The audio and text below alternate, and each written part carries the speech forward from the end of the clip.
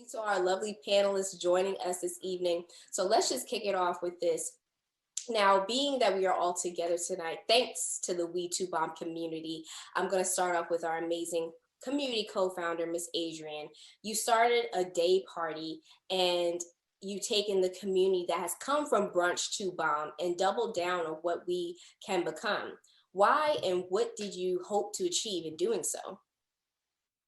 Well, I think that, I'm actually not a fan of when people call Brunch to Bomb a day party. Our hashtag, our tagline was more than a day party because when you really whittle it down, I'm at a family reunion. I am at a cultural expression. Like just because other cultures don't understand that I get free differently than they do, that doesn't Right. mean that I'm just having a party, right? And so that's something I've believed for quite some time. And it was through Brunch to Bomb and seeing people come together on a regular basis and building relationship with one another, not just hookup culture that, we obviously experience in parties and clubs, but people are getting jobs, finding roommates, Right. finding husbands and wives. And it was crazy to me that that was happening at that event. And it really tied into my purpose, which is to create safe spaces for Blackness to exist. And that's always been what I found my call to be. So really going from Brunch to Bomb, which was an accidental thing that became this beast, into We to Bomb, which is an inclusive community that really allows us to dive into who we are as a whole, not just who we are for a couple hours once a month, but there are lawyers, doctors, judges, nurses, entrepreneurs, nonprofit chairs, people on boards of directors. There's such a diverse group of people that are part of the We Two Bomb community. It was critical that we let the world know what our legacy really is. And our legacy is really that, yes, we work hard, but we play hard because I deserve joy too. That's right. That's why it was so critical for me. Yeah, I agree. I love that you've established such a legacy mindset through Brunch to Bomb and all your other endeavors. And I want to continue conversing about legacy. Miss Keri, you are a direct reflection of what a commitment to leaving a legacy can become. What made you want to take the leap to commit to extending that legacy for future generations? I was privileged to see my mother get involved in the McDonald's business in the early 1980s. And, as a kid, I loved McDonald's like all other kids. And, we were happy that our parents would take us there and we would get to eat. And it was very cool. And when I was in high school, McDonald's was my first job. And that was great. But I personally always wanted to be a lawyer. I never had any interest, frankly, in the Golden Arches. I was thrilled to cheer my mom on and say, good job, mom, you rock, you're amazing, because she is amazing. Right. But I always just knew I wanted to be a lawyer. And so I took that path and I went, from straight from college into law school, into a big law firm. And I loved my law lawyer life. And I would have stayed in that life had I not had, the beginning of my legacy, which is my first son, Caleb. And as cliche as it sounds, it is the honest truth that that little boy got here and it changed everything. And I went from being that lady who was like, maybe one day I'll have kids. And then if I do, I'm going right back to work because I'm a power lawyer and I'm going to be a GC one day. And I loved it. And then he got here and he was like 6 pounds. And this 6 pounds of something completely transformed everything. And so kind of the answer to your question is I don't think I fully appreciated the opportunity to create a legacy until I actually had it live and in living color, and in real life. And so it was really in those moments after my first son was born that I started looking at my mother differently and looking at my sister differently and thinking maybe I want to be a part of this so that maybe on the other side the third generation, maybe he can carry this on or in some way, shape, or form.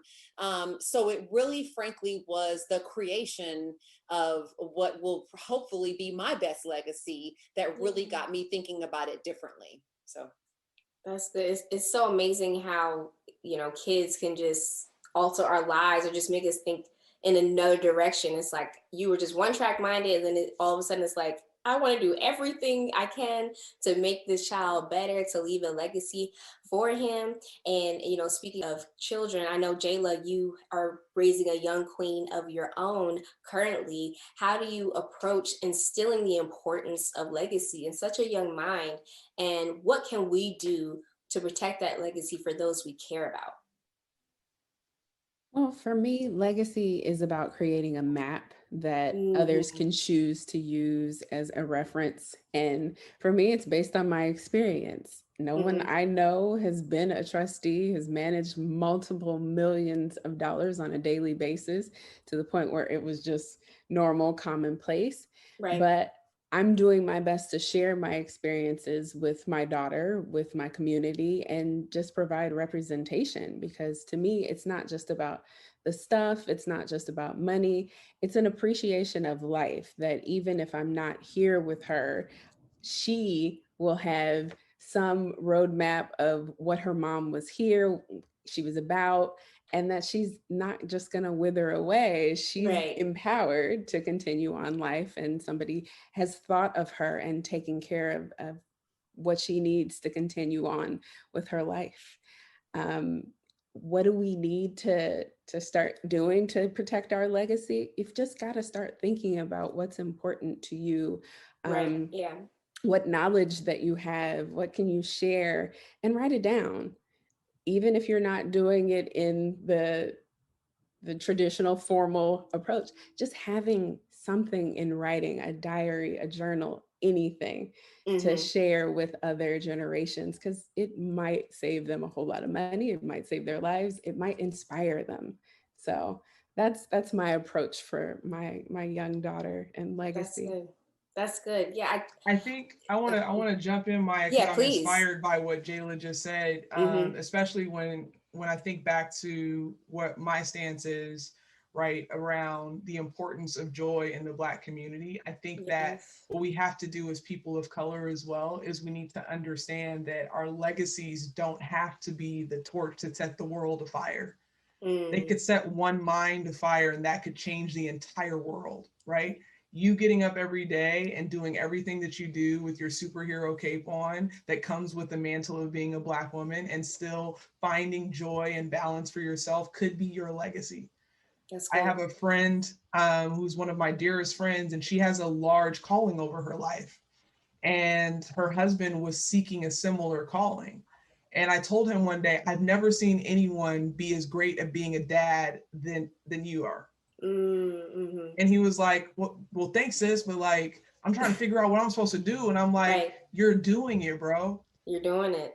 Like, it does, legacy and purpose and alignment don't always equate to dollar signs and career. Yes. Speak on that. Sometimes the money that we earn, the careers that we have, are a pathway of access so that we can do the things that we were called to do, whatever they Yeah. may be. Mm-hmm. So I thought that was just so powerful that Jayla shared that. Forgive me, I was just inspired. I was moving No. my mouth. Thanks, JE. No, I definitely agree with you, Adrienne. I think a lot of us do have to get in a mindset of what is success, what does legacy look like to me.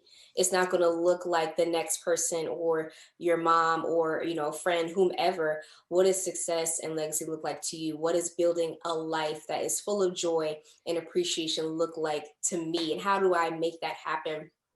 That's so good. Uh, as I took the time to learn about each of our panelists, I found individual commitments to owning our future as Black women and creating room for other women to own their own future as the through line through everyone's introduction and just biographies as well. So, Chelsea, I know you are doing amazing work with your nonprofit hashtag Happy Period. You have your first vending machine. We need to talk more about that. Congratulations on your work. But Thank you. you're welcome. But I am curious, as a successful stylist, when did you realize you were called to elsewhere? And how do you balance creating such a critical legacy so close to home? Honestly, at the time when I was still doing wardrobe and I was working on Insecure, because I had just made the decision to try to go ahead and join the union. But to be honest, I just personally did not like my job. I just didn't like how I was feeling. I feel like I wasn't really walking in my purpose, and it just really felt like there was so much more, and I was supposed to be doing something else, even though there were a lot of perks to the job, and it was, you know, it could be fun and cool, you know what I'm saying? And it was just like this new show, and Issa's a great person, and you know, it was some positives, but for me internally, it just was not. It was not it. So, so honestly, like, I hate to, you know, center it on trauma, but it really was seeing a homeless woman crossing the street, pretty much free bleeding, is what brought me the idea of starting Happy Period. So it was through viewing someone else's trauma, but also in the moment of like thinking about my own, because I definitely remember it like it was yesterday. I was on my period that day. It was one of the worst periods ever. It was like one of the, like the first 48 hours was like, you know, it's just, it could be rough for a lot of us, the first 24 hours or 48 hours. Yeah, you feel me? Perfect. Yes, I feel you, sis. So yeah, it was a combination of that, and plus just me for real just looking for a sign, and the sign just coming in a way that I just did not expect. And it was something really personal to me, because I had already had kind of a free relationship with my period, and was always so open about talking about periods with other people and my own. So it's kind of funny how that just kind of, you know, planned out. But I honestly would not have told you that 6 years later, the project that I started was now a successful, profitable nonprofit. You know what I mean? So yeah, it just happened just like that. Right. Congratulations on that, by the way. When you were talking, I just heard the word purpose, and I wanted to ask each panelist, when did you have that moment with yourself where you're like, I'm working, I'm doing these different jobs, I'm helping these different people, but I should be doing something else? And then how did you make that pivot for yourself to know that I can go into this space, or I can create this platform where I'm enjoying what I'm actually doing? And I'll actually start with Adrienne. Oh, you should have went last with me. This is my favorite question. Does somebody else want to go first? Because I will take y'all to church. I'll have Jayla go first. Mine is much like Chelsea's. Mine was trauma. Like, I was leaving a toxic employer, multiple toxic employers, despite being highly paid. I left on a journey to find confidence, because that was the one thing that I heard them say in my job review, that I needed to have more confidence when I was in the room where nobody looked like me, and I'm the only one in the room. And of course, they didn't listen to me. They didn't want to actually hear from me, but that was just their words. And I took that to heart. I was like, you know what? You guys are right. I do need to find more confidence. But what I know is I'm not going to get it here. And I did not expect for that step, that leap of faith, to become two businesses, but that is where I'm finding my confidence growing and my purpose, because I am just happy to be dedicated to helping my community learn more about financial education and estate planning, and getting wonderful feedback about what just talking about money is doing for people. So that's good. I'm happy that you're happy, as you should be. You deserve happiness in your purpose. How about you, Keri? When was that moment for you? I can't say I've had it. Really? I am, or I'll say a moment like an epiphany where, and I've had other epiphanies in my life. So I don't know that I've had an epiphany specifically about like my purpose in life. I certainly knew when I was ready to take the leap from, you know, working in corporate America as an attorney to working in my family business. And for me, that transition was very gradual. So it was like this kid was born, and then it took a lot of time for me to really give up what I felt like my passion in life was. I really loved being a lawyer. And there was a tremendous amount of fear, even though obviously McDonald's is an established global brand. My mother and my sister were operating a very successful business. I was terrified to leave what I consider to be a comfortable, job that I really liked. I was working at 24-hour fitness. I had free personal training sessions. Right. I mean, what could be better than that, right? Exactly. So for me, that I think that the transition was very gradual. Probably, I have confidence in a lot of areas. This was one area where I lacked. So kind of like Jala, I just needed to gain a bit of confidence and belief that I could transition from a legal mind to a business mind. And once I kind of got there, it was great. I was ready. But I think for me, I'll be interested to see if I ever have that epiphany moment, because I feel like I'm constantly inventing ways to express myself. It's always a little bit different. So I'm trying, I'm writing a book. I launched a podcast. I'm thinking about starting a dance class. All of these things feed me in very different ways. I think maybe what they have in common is the ability I think I have a fundamental desire to touch and impact other people, but it manifests itself in very different people in very different ways. And so I'm privileged through McDonald's, like literally my last stop of today, I walked into a restaurant in Compton and there was this African-American girl. She had long blonde braids and she was obviously very young. And I was like, hi, how are you? I had never met her before. And I said, how long have you been working here? And she said, since February. And I'm like, this girl just got here. And she said, this is my first job. And I was like, I am privileged. I am so happy to be able to set you on your path. You don't have to make McDonald's a career, but what you can say is you learned what it is to work on a team here. You learned how to be on time. You learned how to work with supervisors, with difficult people, with customers who were challenging at times. But, what a privilege for me to meet this young Black girl working in our restaurants, and we've been able to give her an opportunity. And I just want to give a plug and say, I think a lot of people sometimes think, oh, McDonald's, like that's kind of like a default job, but it's an incredibly powerful starting place for a lot of people. And people have so many people who have reached incredible success will reach back and say their first job was at McDonald's. So for me, that part of my purpose, impacting lives, it's a daily thing. And I feel very privileged by that. So my purpose is evolving, I guess I'll say. That's good. I love your transparency. And because a lot of times we'll come up with answers just to, go along with everyone else. So I really appreciate your authenticity. Adrienne, here we are with you. What was that moment for you? I think it's really dope that I ended up going after Keri, because one of my fundamental beliefs, everything I believe in hinges on three things: is purpose, alignment, and seasons. Yes. And so seasons to me are a reflection of where we biblically say you go from glory to glory to glory to glory. So whatever my purpose is in this season will change in the next season. It'll change in the next season. Now that change doesn't have to be 360. It doesn't have to be 180. It could be 5 degrees, but it'll continue to evolve and develop and open itself to you. Right. And it's really, there are a couple traumatic things that triggered me landing where I am today.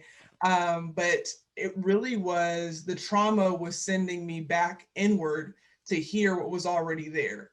I'm a church kid, right? I was raised in the AME church. So, in Jeremiah, it talks about purpose a lot, right? Yes. And in Jeremiah, God says, before I knew you before I formed you in your mother's womb. That's right.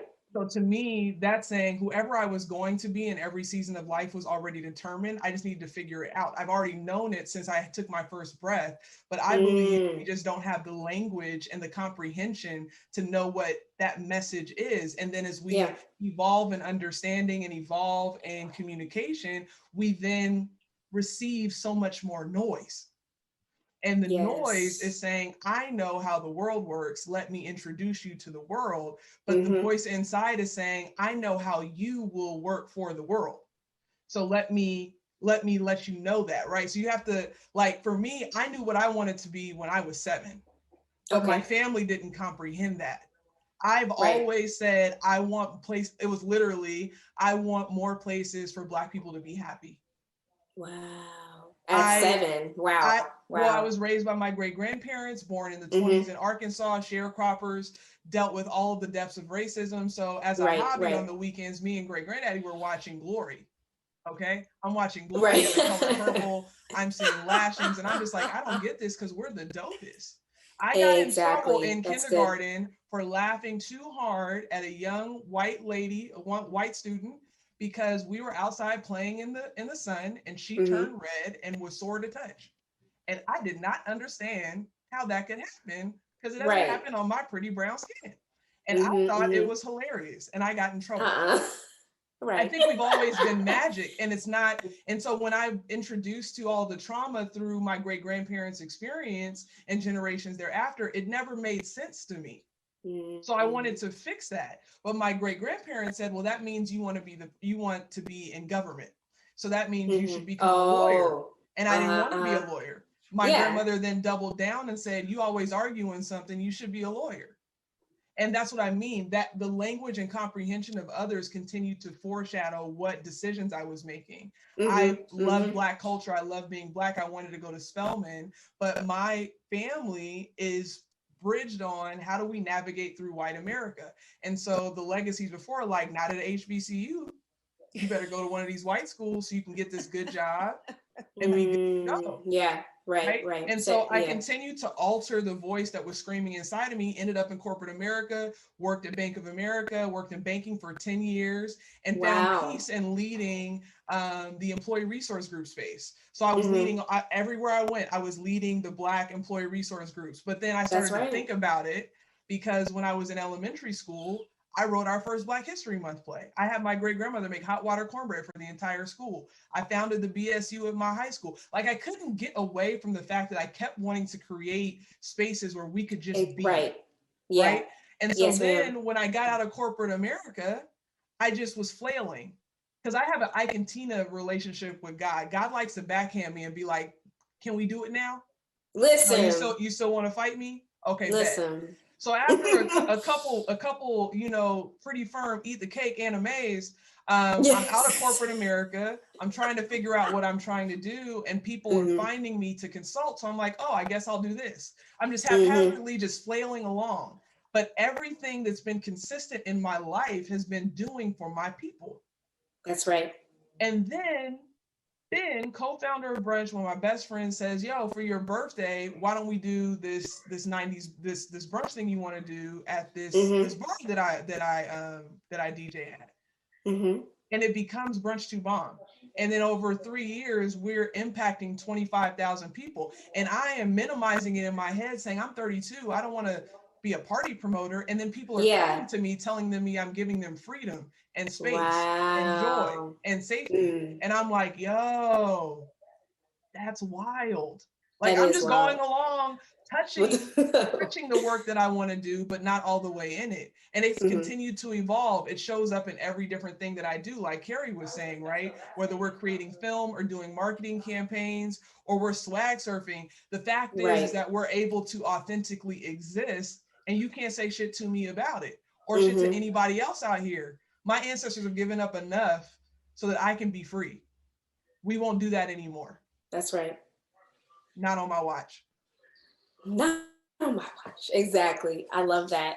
And I just appreciate how I think a lot of people are in that space where it's like they're trying to listen to their parents or listen to grandparents, but something in them is like, you're going to be impacting people, but it's not the way that's normally done.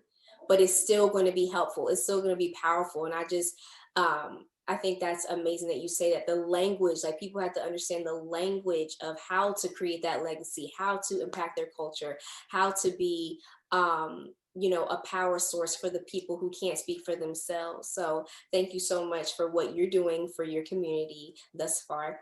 For those just tuning in, this is We Too Bomb. This is our Behind the Brunch talk series.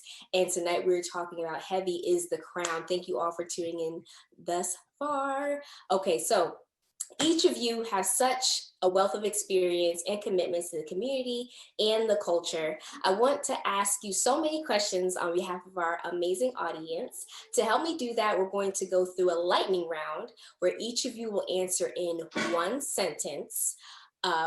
We're going to call this the Pass the Bomb in honor of We Too Bomb. Adrienne, thank you later. So we're going to start the question with, how do you feel you are edifying and protecting the Black community? And I know, Adrienne, you touched on this a little bit, but we're going to start with you. Okay, that was kind of my answer. Let me see. No. No, honestly, I think in this season, the thing that I'm doing the most is that, you know, when we have opportunities to work with corporate partners, like McDonald's, right, who's been pretty consistent in their belief in the Black magic that we're talking about, the Black excellence that we know already exists and has always existed. I have very challenging conversations in corporate spaces to let people know that we deserve joy, right? That's right. So yeah. I have an organization that I founded last year. We saved Black grad for students in California who are graduating in the collegiate space, and we're working on this large partnership. And the people I'm talking to are preoccupied with internships. And I was like, bet, I'm not giving you a pipeline of interns unless you double down on this graduation. Or like, well, we can give them jobs. Yeah, sure, they deserve more than that. They can get jobs all on their own. They're smart, they're educated, they have the degrees, they have the fortitude, they have the grit to get there. But what happens when they get there? Do you invisible their color, their experience? No, Black grad is a part of their heritage. It's a part of the thing that lets them know that they are seen when nobody else is seeing them on a day-to-day basis. So we'll give you the pipeline that I know you need to meet your numbers when you see them. So see them. Exactly. Challenging conversations like that are what I'm doing behind the scenes. I'm always being the bad guy at the table. I have no problem dressing up and putting on my mask because somebody needs to let these people know we are more. Exactly. We need to be seen. I agree. Keri, how about you? You said one sentence, right? Or was that a... Okay, Keri, you're not talking this directly to me. Right. Ben is still around here cracking up. Ben is around here cracking up. Well, I'm literally like, okay, am I going for a sentence or no? I'll say, you know, I'm gonna leave. I'm gonna just. No. Logging out. I don't want to piggyback, but this is what I will say. First of all, I'm the president of our Southern California Black McDonald's Owners Association. Yes. There are not a ton of us in the Southern California chapter, but we are here and we are vocal and we are active. And so one of the things that I get to do in that role is be a voice on behalf of Black consumers, as well as Black employees, and frankly, and in some moments, Black people. So for example, last year in the wake of the George Floyd death, I sent an email out to all of the Southern California McDonald's owner operators, most of whom do not look like us, basically saying, check your privilege, donate to our causes. We are hurting, and I want you to evaluate what you are doing to be helpful to the Black community, essentially. Probably something most of these white people had never heard in their entire lives. Right. Certainly not from a young-ish, because I'm on the younger side of the owner-operator population, but from a young Black woman. And so I'll say that as one example, which is the opportunity to be a voice for a variety of perspectives in a predominantly white, but very powerful and very wealthy group of individuals in Southern California. So being an advocate, I'll say. Yes, a voice for the voiceless. Thank you. How about you, Chelsea? And I would love for you to talk a little bit more about what you're doing with hashtag happy period, please.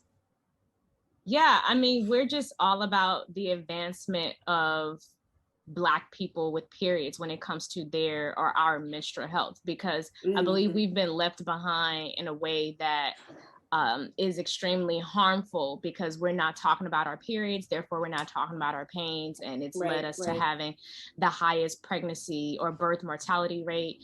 We have 80% of us who are living in the States that will have fibroids by the age of 50.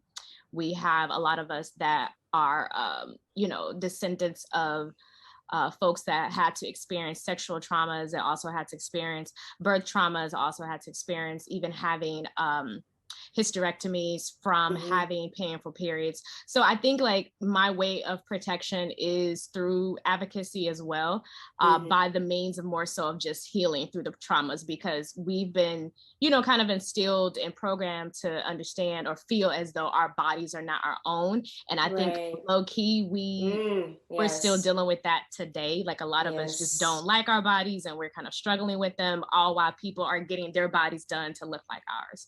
So I think it's just, it's all about just protection, but also helping to heal the traumas by, eliminating the stigma and releasing a lot of that shame that we've just been, kind of forced to live with.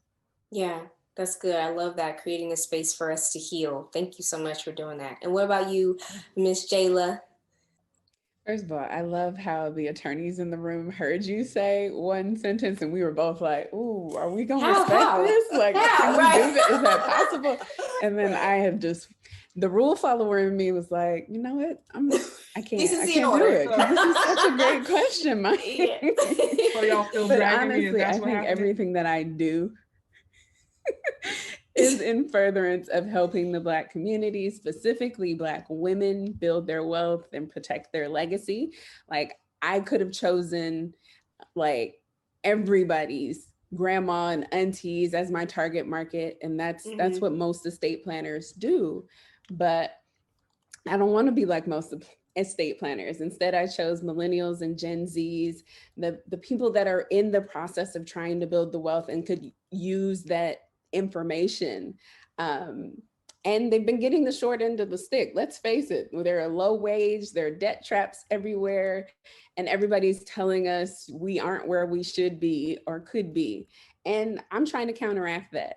I speak about financial education and estate planning and mental health and positivity nonstop on Instagram. I've built investing basic courses to help people understand the stock market and investing. I have financial planning programs meant to foster self-sufficiency.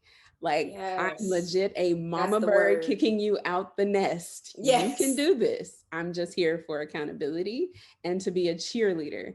I've written books and articles. I do panels and events, anything that I can do to spread the word so it would allow the Black community to take charge of their financial lives so that we don't have to rely on the popular financial gurus that don't look like us and don't understand our struggles. So that's good. I love that. You said self-sufficiency. I think that's something a lot of us are coming more and more into, thankfully, but we thank you for your business that are ushering people out of the nest and knowing that they can live the life that they want to live.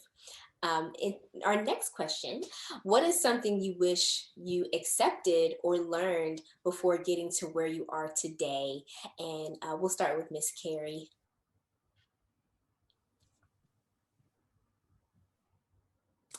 Does everybody get a pass and come back to me? I'll come back. Okay. One for Adrienne, one for you. We'll come back. I can come back. See, I'm following your lead, Adrienne. Thank you. I am not clowning you. Okay. Chelsea, would you like to go first? Sure. Sure. So something I wish I had accepted or learned before getting to where I am now. I guess it's more so just having a charity and the experience of having a Black-led or a Black-owned charity that serves Black people and witnessing and experiencing the difference within the nonprofit sector where there's different actions or respects given to white-led charities or popular charities. So I definitely would have given less fucks if I had known that people have less respect and they don't see the value of Black-led charities that serve Black people. In my experience, from foundations to brands to large corporations to even individual donors, a lot of these different entities just have more, are just more comfortable giving their money and their support to white-led charities that might serve Black or brown people, or name brand, or just, charities just have a bigger name to it. People are just a lot more comfortable doing that. So I think if I had known that and accepted that a little bit early on, I wouldn't have not been as stressed out, or more so wouldn't have been concerned about fitting into a box or doing everything by the book. Obviously, like when you run a nonprofit, there are a lot of rules that you have to abide by and regulations because of the federal government and all of that. But when I'm a creative, so when it comes to being, creative, I kind of felt like I had to fit into this box. You know what I'm saying? Because it's just when it's a charity, everything has to be all cookie cutter and shit. You know what I mean? But I learned that no, it does not, because you can really do whatever you want to do because it's your cause, and you can be as creative as you would like, and you don't have to be a follower and do the same things that other nonprofits do. And within that, I just refuse to be a part of the problem, because I learned that a lot of the charities that do get that respect and that people do see as valuable, they're actually not even doing the work. And they're actually even, some of them are even upholding white supremacy, and some of them are even doing more harm to the people that they claim to be impacting. So I definitely wish I had known that up front, because I would have told people a long time ago to kiss my ass, support me or kiss my ass. Got you. I love that now you understand the freedom that you actually have within your sphere, and you're able to run free with that. So for sure. That's good. Okay. Adrienne, can we go to you? Yeah, I'm gonna hit you with the one-liner, because I'm not getting in trouble again. I'm sure Ben is heckling right on my text messages. Right. But no, something I wish I accepted is something that I still haven't accepted. I'm not as confident as people think that I am. Really? I wish I would accept that I'm not an imposter. I wish I would accept that. There's a lot out there that's promised to me, and I don't take it because some little voice in the back of my head tells me I don't deserve it. So don't ask. Girl, that was me this week, girl. We're there. Apparently, it's been me since '85. So. What's it gonna take, sis? What's it gonna take? Listen.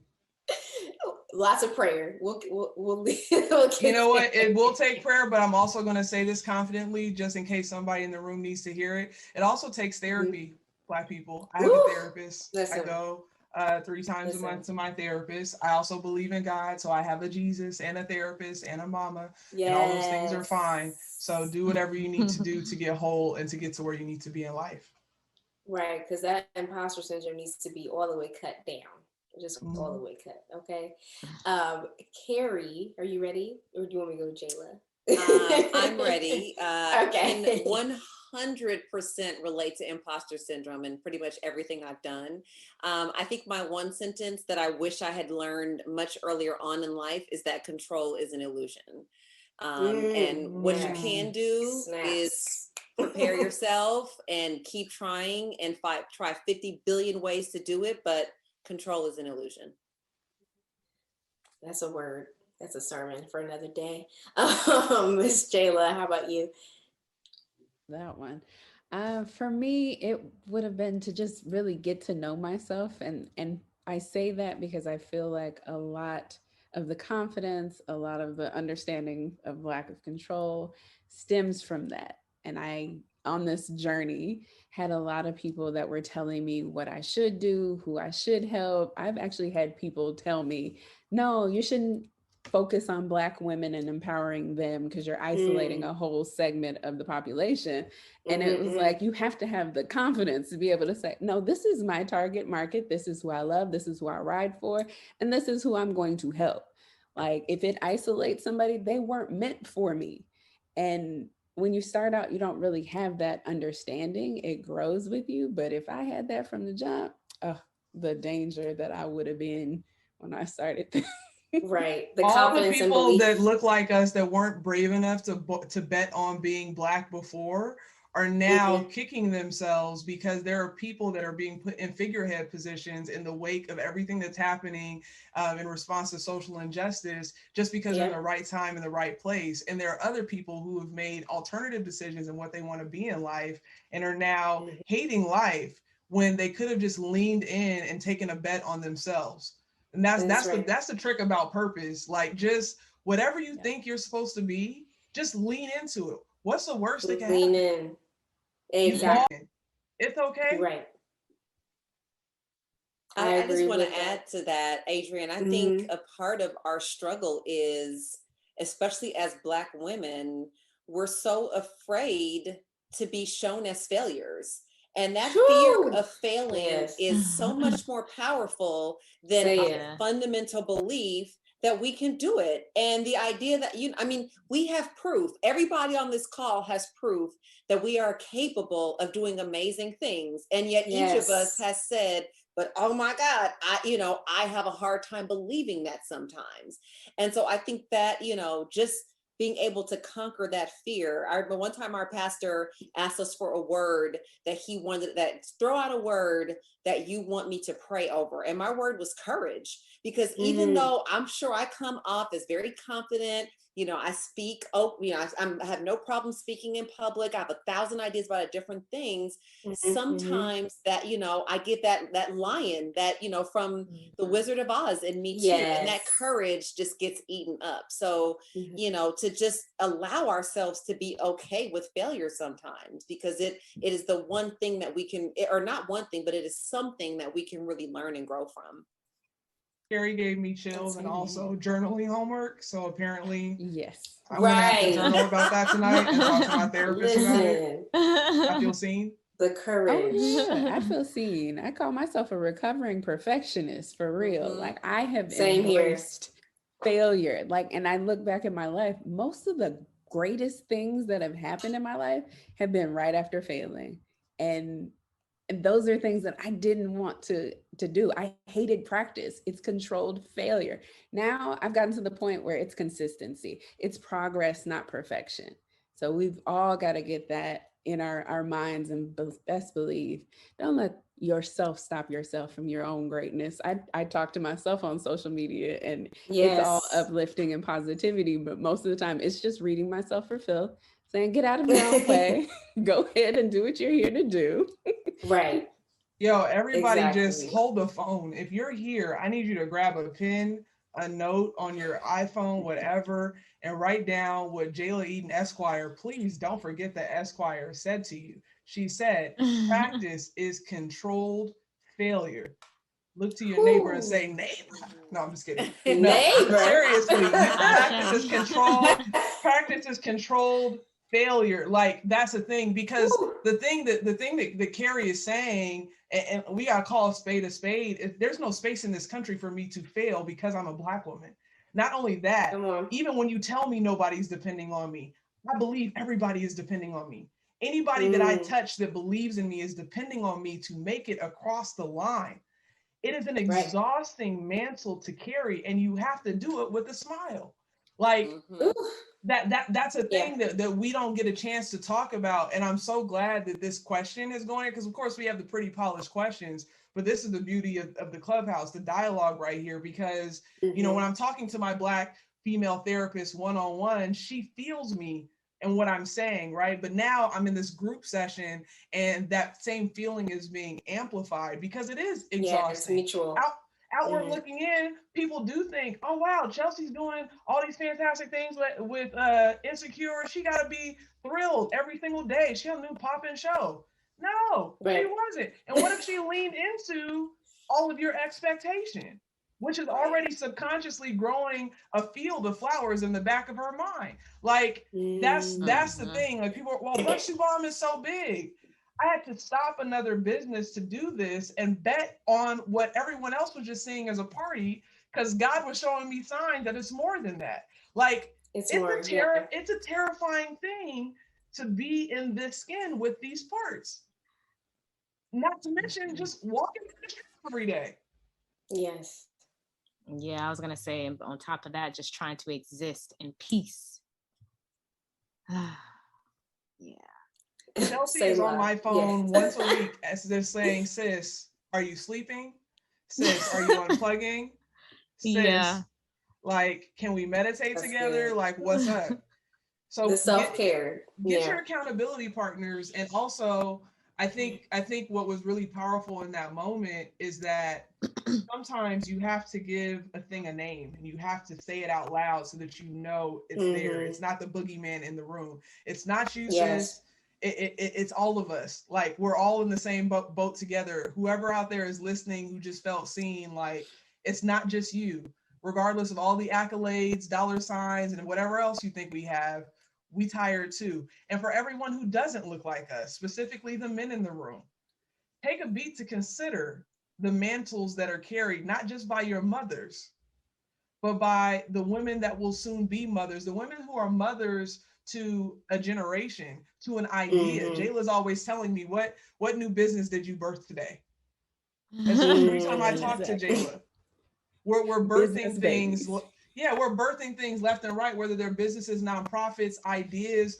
Everything that we're doing takes something from us to give to you with the concept that we'll put that seed in fertile ground, it will grow and one day give back to me, right? So it's an exhausting process. I think we're all proud of what we see on the other end, but it doesn't make it any lighter. So just recognize that in empathy when you see things on Instagram, like you don't know what that person's going through today. Be kind. Multiply that when you're speaking to a woman, and multiply that further when you're speaking to a woman of color, and multiply that even further when you're speaking to a Black woman. Period. I mean, what else is there to say? That was so good. What else is there to say? A question I do want to ask, and we'll be wrapping this up soon, but in this climate of social injustice, we've seen so much since last year, in 2020 into now. And I just wanted to ask, as a Black entrepreneur woman, in this time of our lives, what is exciting you right now? But also, what is scaring you? What's something that keeps you up at night, but that you continue to push through, and you continue to wake up and, you know, make sure that you're on your job, you're walking in your purpose in this day and age. And I'll start with Jayla.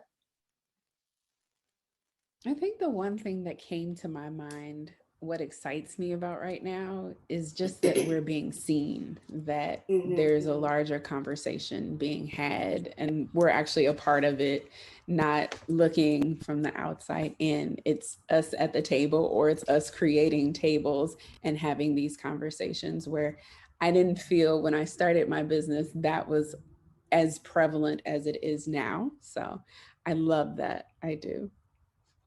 That's good. How about you, Chelsea? Yeah, this is pretty loaded for me because I feel like it's always changing. Because of social media, I feel like people kind of care about whatever's cool at the moment, and I think about that like as a whole and not just for our community.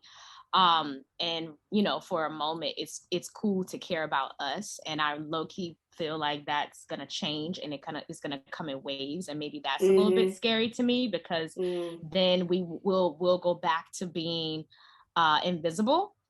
But I think what is exciting about that is that we've always known this. Black people have always known what performative activism is or was, because it's always been thrown into our faces, and everybody's kind of always acted as though our problems or issues have not, you know, necessarily existed, and we've just been invisible. So I don't know, it's such a loaded question for me. I think overall, like, it's just, in my opinion, it's just going to come in waves, you know, with society, or just from a global standpoint. And, you know, it's going to change, and we're not necessarily going to be able to keep up, or maybe more so, people are not going to be able to keep up with us, because we are just so amazing. And we always, you know, just kind of advance in our own way with our own community. So So yeah, I do have hope though. Don't get me wrong. It's just, you know what I'm saying? It's just, no, yeah, it's hard. It's hard to sit through it. Part of it. Yeah. It's just, Yeah. it's the activism part of it that's just kind of bothers me a little bit. And then I totally can relate to Adrienne because I grew up having great grandparents and having relatives that made history in their lives and actually, you know what I'm saying, passing down stories of them seeing white only signs and you know what I'm saying? So it's like I view activism and survival as something just differently from folks today or what folks, you know, kind of view as activism today, you know, so it's just, it's a lot more heavier to me. No, completely understand. It is a lot of questions, a lot to deal with, and each person is dealing with it differently. But I do want to also pose this question to Keri and Adrienne. What is something that, as Black women across all sectors, everyone works in different fields, but how can we support one another so that we're still seen and we're still heard, not only by the outside world, but by our sisters standing next to us? And I'll start with Keri. I'm probably partially answering the last question a little bit with this one too, but I think there is a part of me that at varying times has felt the weight of carrying our community, right? Let's just use that word as a larger community. But I think that one thing that makes me hopeful, and one thing, you know, I mean, you ladies, you know, I will not harp on our age difference, but you young ladies are so inspiring. I mean, I told, you know, some of the women that I'm working with, like, am I going to have anything? Like, these women are so deep. They're such thought inspiring women. It's just amazing. So I guess what I want to say is, like, things like this allow me to see that, one, I'm not alone in carrying the community on my shoulders. And two, there are bite-sized chunks of things that we can do. I don't have to solve all the problems of Black America. I would love to, right? But I can't. And I think, frankly, taking off a little bit of that superwoman cloak, to me, setting my cape aside every now and then, saying, I'm just focusing on this one thing, right? I'm just going to make an effort to, you know, the pandemic is over. I'm going to make an effort to get to one of these brunches and join Adrienne's community. I'm going to reach out and I'm going to donate. I don't even know what exactly Happy Period does, but I can donate some packets or some kits, or maybe I could connect with you and figure out a way that we could donate to your cause. You know, I can connect with Jala talking about, I mean, I'm a member of moms groups, right? And all these moms groups, we're looking for ways to make our families more financially sound. So I can connect with Jayla and do that. So I think for me, things like this make me hopeful, because I see there are bite-sized, I won't say small, but I'll say bite-sized things that we can do as Black women to impact lives around us. And one day it's going to be one life, but, you know, day two, it might be hundreds of lives. And, you know, Adrienne, through her brunch, it's tens of thousands of lives. So, you know, just to keep mindful that it's not our responsibility to fix all the problems. Just do what you can and be okay with that. Right. That's good. What about you, Adrienne? For me, my answer is a lot of Keri and Chelsea's combined. I do think this is a fad, and it makes me really, really sad, because I can't do it all on my own. Right. I've been carrying this torch for quite some time. I've been the loudest, angriest, proudest, whatever you want to call it, Black person in the room for as long as many people in my tribe can remember. And I think the thing that we can do as people is to not let it be a fad. Yes, that's right. I think that if we're solely depending on corporate structures and media structures that were not designed for us to keep our needs and our progress and our joy and our excellence their priority, you are depending on a system to fail. Just Derek Chauvin is on trial right now, and you got 6-7 people trying to hold up the street. and be in solidarity outside. But when we watched George die, we were there in tens and droves of thousands. So it's not only do they need to see us die to make change, do we? Because too often we overcome, right? We get to the place where we're on the panel and we have the car and we have the house, we've all the other things that our ancestors fought for us to have a little easier than it took for them to get here. And then we think we don't need to reach back, or more importantly, as Black women, as Black millennials, and Gen Z as well, to reach across. My favorite rapper is Jay-Z, and one of my favorite bars that he says is around crabs in a barrel. Yep, that's it. Talk about we it. We don't have to do that shit no more. Like we just don't have to do it. I don't have to fight any woman up here, because whatever was for me, as Jayla said earlier, is for me. If I can do anything for my people, Black women, men, trans, I don't care. Whatever's for you is for you. Yes. Whatever's for me is for me. And I can help you get what's for you, and you can help me get what's for me, and we can uncover something that was for both of us. Yes. Like, we got to stop fighting each other and finding ways to break down our wins because they're not blank enough. Right. And see how we can contribute to them. What Keri was saying in her answer is transformative. Transformative. You're in a group of moms that are building wealth, and Jayla wants to protect it. She doesn't need to know much more other than that, because Jayla has the source and she looks like Keri. Let's move. Keri owns all these McDonald's. Let's get some of Chelsea's vending machines at these McDonald's, servicing those in need in those neighborhoods in Compton. Maya's a director, writer, producer. Look at these stories that we could open up and let Maya chronicle. Yes. We have to be brave enough to just say where we are, to say that we need help, to say that we can help. I think that's one of the larger things that we struggle with as women, that we need to just honestly just dead that and be the example. And that takes a lot of bravery. Yeah. Because one of the biggest things you have to be courageous about is that even when you're in a season that feels like you're in lack, there's something out there that's just for you. That's right. That's right.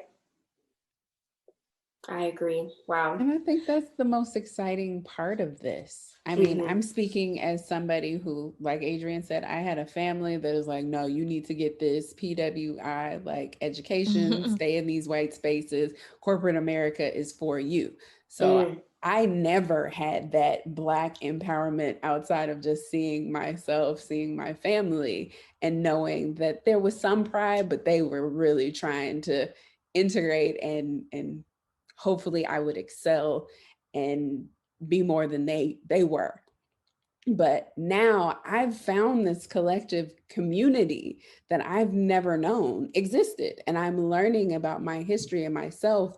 And I'm just thriving and enjoying being in spaces like Adrienne's co-work, where I really do think that was the first time that I got to see very awesome, amazing Black people all doing something that was beneficial to the community, or that they were interested in something, instead of just, oh, well, that's my one Black friend that I see in my space, and that's my friend forever.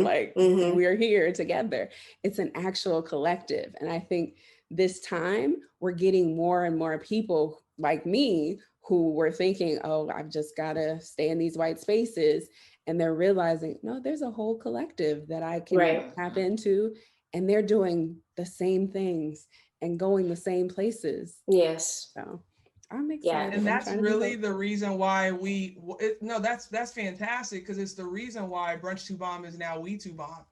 Because there are lawyers and professors and store managers at Target and McDonald's, and district managers at Starbucks, and bank managers and nonprofit owners and creatives and executives at Paramount that all come to Brunch to Bomb. But outside looking in, oh, it's just some niggas getting together drinking Hennessy on a Sunday.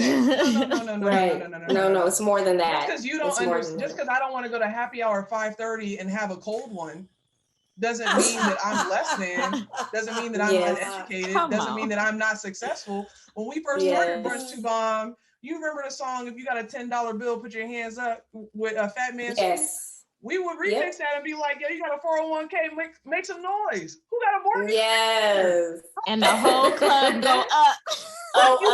Okay, all the way up. Because people were in here like, $10 bill, I got my platinum card in my wallet. What are you talking about?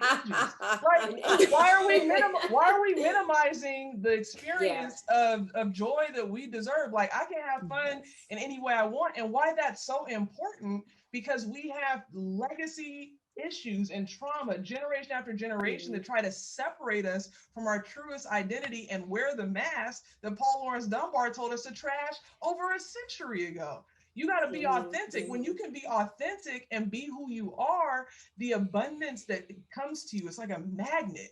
Like when you just get to be your authentic whole self, not who you think you to be, so that you can be accepted, so that you can make it to the next level. Now, fuck all that. Be who you are, and all of that. That's one of my favorite things about Chelsea. Like, I don't remember what you put on Instagram, but you put something on Instagram not too long ago, and you said something like, one thing about me, I speak my mind, whether folks like it or not. They call it brave, I call it peace. Yeah. What you gonna do to Chelsea if you don't like what she gonna say? Walk away? Okay, somebody else gonna walk towards Chelsea. The hell? That's right. Yeah. Right. It's very true. Very Anyways, true. ahead, That was Maya. exactly what I said. I'm gonna Go ahead, Maya. I'm gonna turn into an Instagram post. Go ahead, Maya. Let me No, it's all good. It's all good. I think the biggest takeaways from tonight is definitely legacy belongs to not just our counterparts, but to Black and Brown people. And we're able to hone that in. We're able to craft it how we want to, and we're able to do it authentically in whatever time and whatever space that we need to, that makes sense for us. So I just wanted to just ask each and every one of our panelists, how can we support you in your legacy building, and just touch a little bit on about what you do specifically on a day-to-day basis. While we're getting ready to do that, if you're here and a listener, if you have a question, I know we've had a very robust dialogue, but if you have a question, go ahead and use the raise your hand feature now so we can grab that question, and we'll take a couple. If not, it's probably because I talk too much, so that you don't have any questions to ask. So I don't apologize for that, because I'll let the Lord use me. Let him use you. We'll start with Jala. How can we support you, and what do you do on a day-to-day basis? Like, what is your job specifically? Oh my goodness, what do I do? What don't I do? Exactly. What don't I do? Yeah. I am currently running 2 businesses on my own financial, which is the financial education business. It has, like I said, the teachings. It's all education. It's not a pretty Instagram. It's not meant to be. It's meant to be educational and helpful. So I'm building a community there to help Black women just understand their finances, have a positive, no judgment space to be. So you can check that out on Instagram, on my own financial. It's on Facebook too, but I'll be honest, I'm mostly on Instagram. And I'm also running a law office that does estate planning. So I talk a lot about trust and generational wealth, and that's how you actually get generational wealth. You do your estate plan, you have your financial power of attorneys, your advance directives, you have your wills and your trusts. So you're protected, you've got it all in writing, and people know how to react if something should happen. Even if you're just out of the country, your estate plan can come into effect and help you. So I do that on a daily basis. I'm also in co-work, enjoying seeing other Black and Brown people. I'm a mom, so I'm doing the virtual school. Come on. Woo. Shout out to you. I'm managing trust. So, and just trying to find peace and confidence. So, you guys, Jala, real quick, tell the people, do you need to be a certain age or make a certain amount of money to talk to you about a trust or an estate, or think that those things are important? No, ma'am. No. any age, come as you are.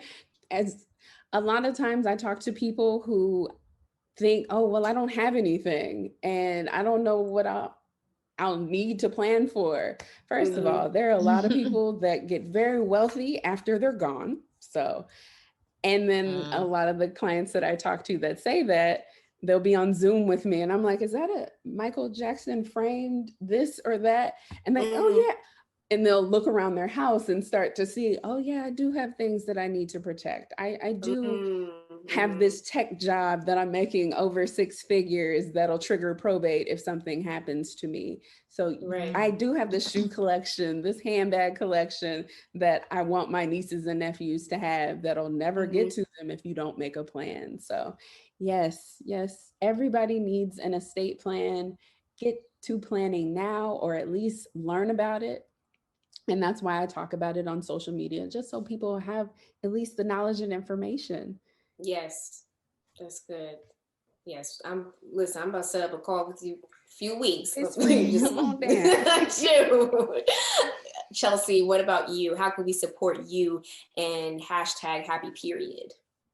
Honestly, the first thing is to talk about your period and talk about it unapologetically. I think that's such a revolutionary act because we're so shamed about our bodies and its natural processes. So just from you talking about your period in a way that you've never talked about it before, or just being a catalyst for the conversation, you know, between your mama, your aunties, grandma, girlfriends. I have a lot of homegirls who text me about their little cousins or nieces that just start their periods and they're like, yo, like I want to throw them a red party, a period party for their first period. Like, what should I do? And I think that's you know, that's really cool because it brings the positivity to something that, you know, for our generations and for a lot of our ancestors was seen as either negative or just not even a big deal, or more so looked at as an inconvenience, you know. And so it's we have to erase that, right? So that's the first thing, is having that conversation. And then I mean, yeah, like something, there was another question that we had on the list about, like, you know, something that's missing within the community. And for me, it's just within having these conversations about periods, but just more so talking to kids as young as 9 years old about periods, because, you know, I just really want to set them up for having a better experience, you know, because I feel like a lot of us just kind of had whatever experiences or just not so positive experiences because what's been, you know, what we've been kind of just presented with these options of a healthcare system that just does not care about us, menstrual care options that have just been passed down to us, and nobody educates us about these a plethora of options that we have, you know, from a global standpoint, from menstrual cups to period panties, and then no one's really educating us about periods. And something that I really want to see happen is for us to be able to go into any single public restroom in a school or a gym, if they're there to just be free period products for you, just like how there's free toilet paper and soap and water in every single bathroom. I feel like it should just be something that's available to us. So anyone that is in the position of connecting with school boards or administrators for schools, I mean, that's honestly like the first step for me. I mean, because the vending machine is one thing, because we were able to put that into a family center through Asia Brown in Compton. However, it's another level from the community that we need, or another level of support from the community that we really need in order for us to really make some, you know, long-term change. And that is to get into the school system. I don't know if last thing I'll say, I don't know about if a lot of y'all remember having sex ed in middle school or high school, and how that low-key was a joke and they separated the boys from the girls, and they kind of told you to not get pregnant, but they didn't teach you about ovulation. They didn't teach you about your luteal phase. They didn't teach you about your period care symptoms, the difference between normal period bleeding to hemorrhaging, you know, like these are things that what we do with Happy Period with the workshops that we present And it's something that I think is just so necessary in order for us to set up the next generation that's going to experience monarchy, which is pretty much the name of your very first period. So really making sure that folks that have their periods and they're able to really know what's going on with their bodies, and they're equipped so that they're no longer living in silence and they're not living in shame, because that's kind of something that unfortunately we have been doing for a long time, but I don't think a lot of us know that we're doing it. You know, we just kind of are so used to putting tampons up our sleeves and not even thinking about what we're doing and why we're doing it. So yeah, I mean, honestly, it's just, yes, you can make a donation. Yes, you can share a tweet or share, buy some merch or share any of the articles about what we're doing. Yes, all of that helps, but really deep down for your generation, for your community, it starts with you just having a conversation about your period. That's good. That's good. Keri?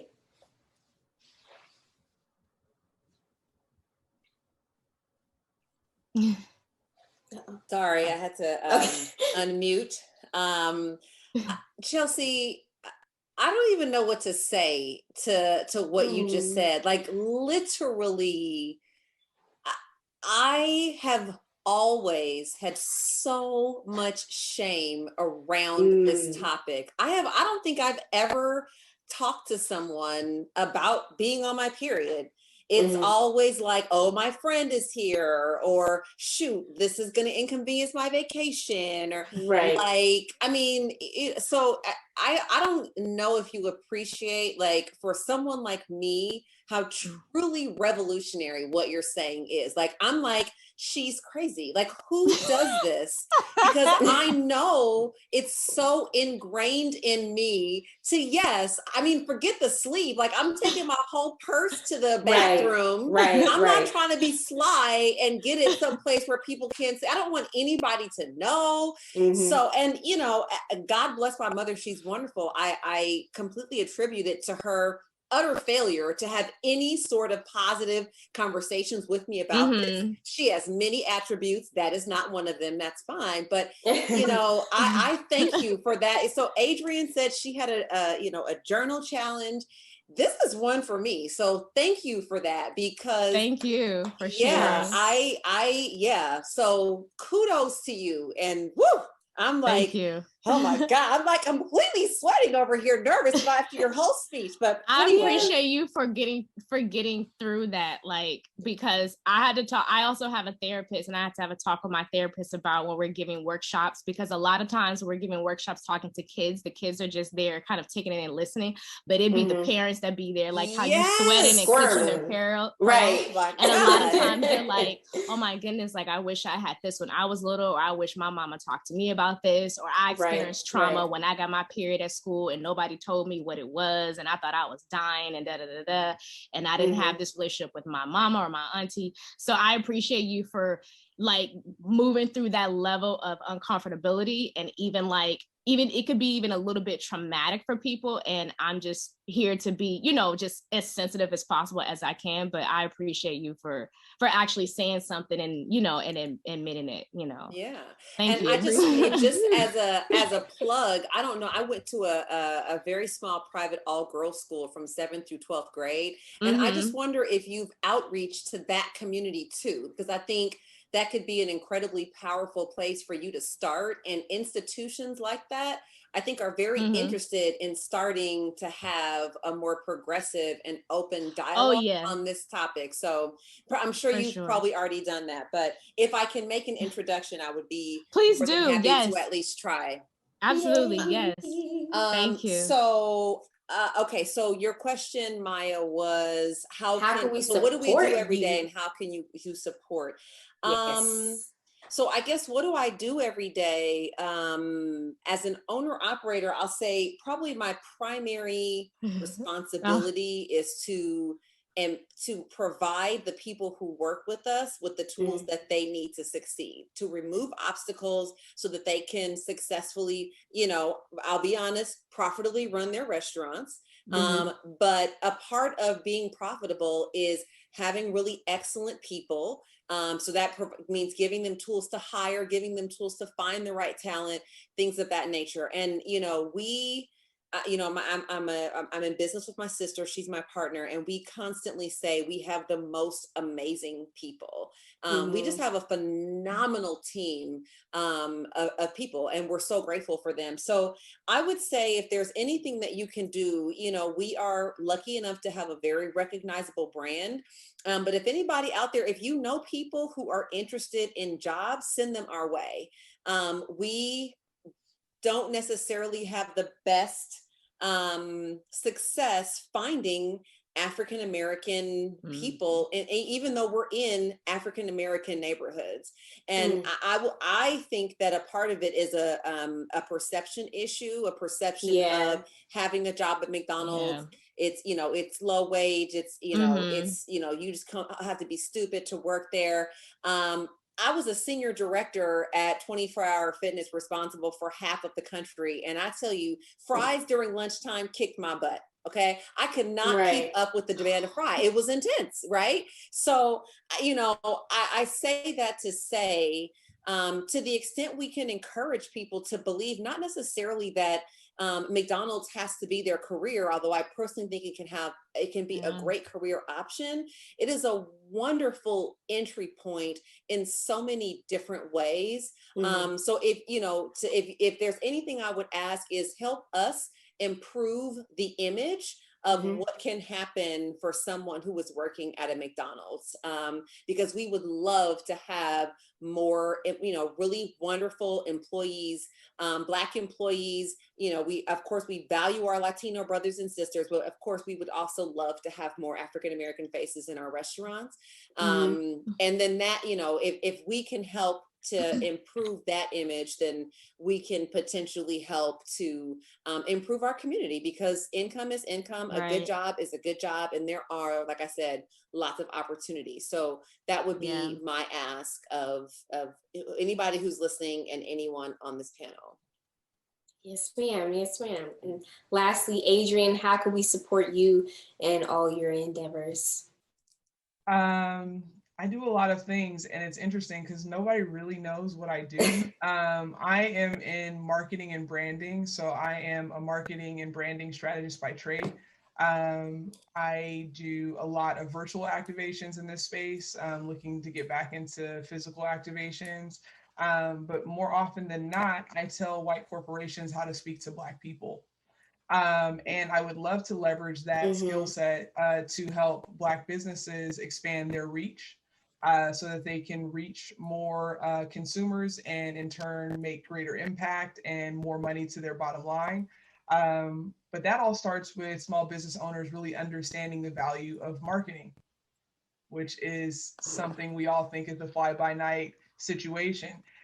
So really educating people on the power of investing in spreading the word about their business, and not just relying on happenstance for that, but instead strategically approaching how you're going to expand your business model. That's a lot of what I get paid to do. But what I'm manifesting and proclaiming is that I get paid to do more things like this, speaking and creating pathways and relationships that create solutions for our community, because I think if we solve a lot of the issues in our community, we will solve a lot of problems for the world at large, as we are the root. That's what I do. That's what I'm passionate about. For Brunch to Bomb, now We to Bomb, follow us on all the platforms. That's always a support as we're looking to create thoughtful partnerships like our friends at McDonald's. So we're on Instagram, as you all know. We have the mailing list. We're going to try and do some more Twitter stuff. I'm aging out of Twitter, but that's okay. We got some interns coming in. They're going to also help us to get on TikTok, so y'all can enjoy that. Twitch, all those things, and we will be returning when it's safe and sound to do so, and not a minute earlier. And taking care of each other. Like, honestly, a lot of the manifestation of what I do, and Ben, who's a client and a business partner, does as well, is to really bring joy into people's lives. We work really, really hard to do that in a fair and equitable way. So the more that you can do that for one another, really makes our jobs easier. And the more that you can lean into the community as a whole, and lean into the fact that there is more that you deserve and more than you can acquire and help others acquire, I think that's a big part of helping my day-to-day mission move forward. Ways that I can help the ladies that I'm looking at right now. Jala, I'm always quick to send you a referral. Maya, I have a project I can bring you on. Keri, I can connect you to a good friend, Jeff Wallace. He's the CEO of Leaders Up. Leaders Up is a job placement program based here in LA. And he does amazing work. He's partnered with Starbucks, Chase, etc. So I'll be happy to do an intro email there. And Chelsea, I'm going to put my money where my mouth is. I'm going to put some money towards vending machine and do a matching program to see if we can get some of our We Too Bomb community members to put some money up, and then see if we can match some of those donations and get a We Too Bomb Happy Period vending machine going on. That would be super dope. And then maybe we can put it in maybe we can put it in Keri's parking lot. We'll see. Yeah. Right. Exactly. I love it. That's awesome. Amazing. Love the connectivity. Thank you to our amazing panelists. I love everyone's story. It's so inspiring. I definitely want to keep in contact with everybody and just keep following you guys on your journey. It's amazing and it's just so good. Thank you to all our panelists. Thank you to We Too Bomb, McDonald's Black, and Positively Golden. Again, like Adrienne said, you can follow We Too Bomb on all social media platforms: Clubhouse, Twitch, Instagram, Twitter, Facebook, and TikTok.